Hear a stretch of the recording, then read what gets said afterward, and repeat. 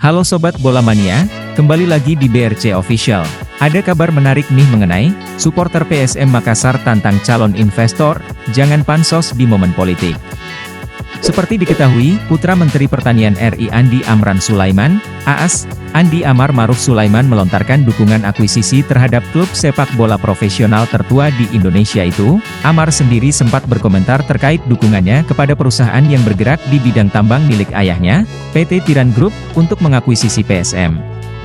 Begitu juga dengan PT John Lin Group milik Andi Syamsuddin Arsyad, Haji Isam.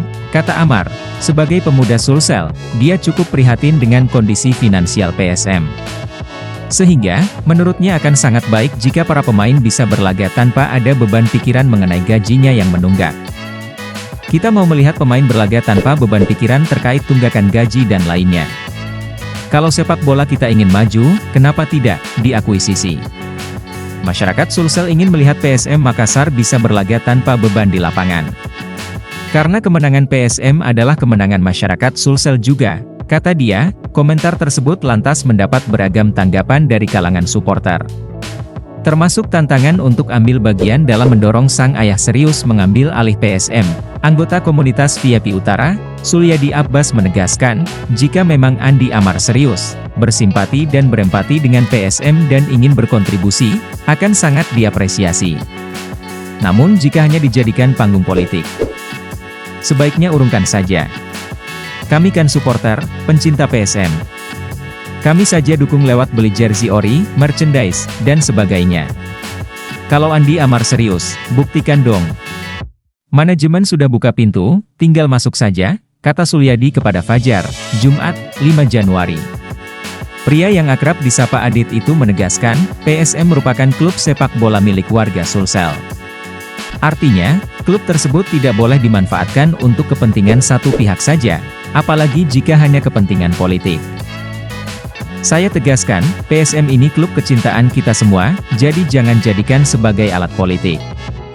Kalau mau membantu, langsung saja, tidak usah cari panggung lewat PSM. Jangan seret PSM untuk kepentingan politik, tegasnya. Ini juga yang dilontarkan Menteri Luar Negeri Redgang PSM, Muhammad Al-Fajri. Menurutnya, jika memang Amar serius mendukung stabilitas finansial PSM, maka sebaiknya mengambil langkah serius. Kalau memang serius, ya kami mendukung itu dengan sepenuhnya.